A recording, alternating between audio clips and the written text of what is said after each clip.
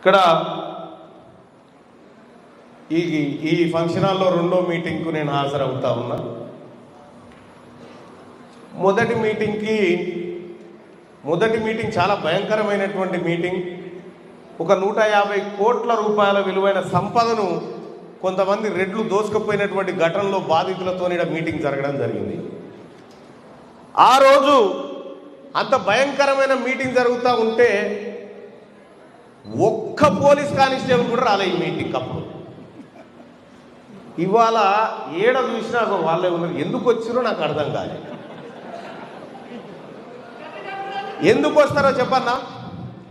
ఇది ఉద్యోగ సంఘాల మీటింగ్ కదా. ఉద్యోగుల మీద కేసులు అవుతాయి, వాళ్ళని చూస్తే భయపడతారు, ఉద్యోగులు ఆడికెళ్ళి అటే పోతారని ఒక గుంపు నిండా పెడతారని అంటారు. దానికోసం పెట్టే గుంపు చిన్నది అది.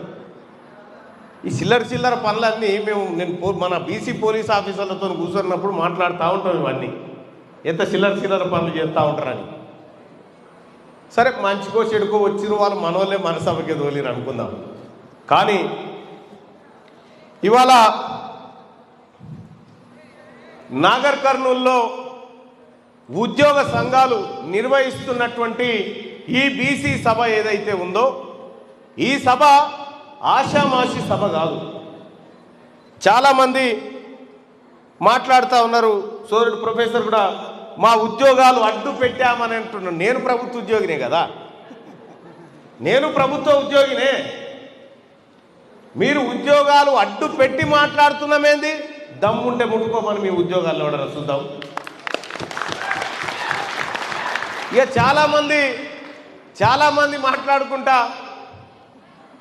ఇంకా భయపడుతున్నారు. వాళ్ళకు మీ ఎందుకు భయపడతారు? వాళ్ళు మీ బామ్మాడుతురా? ఎవరికి భయపడతారు?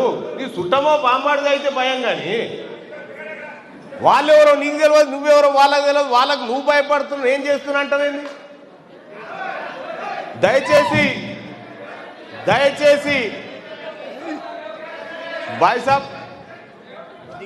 भाई साहब थोड़ा हटिए ना. आपके लिए मैं लाइव लिंक देखता हूँ. ఆయనకు లైవ్ లింక్ ఆ లింక్ ఇచ్చేసేది.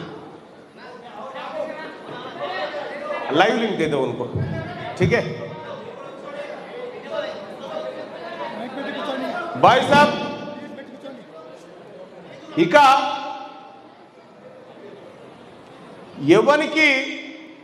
ఎవడు భయపడాల్సిన పని లేదు.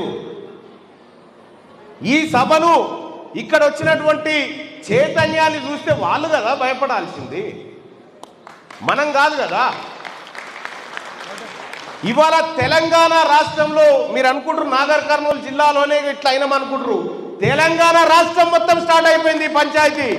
ఎక్కడ చూసినా బీసీ పంచాయతీ. ఎక్కడ 10 మందిని పలకరించిన బీసీ సమాజం గురించే మాట్లాడుకుంటా ఉన్నారు. ఇంకా ఏమున్నది వాళ్ళది? అయిపోయింది కదా.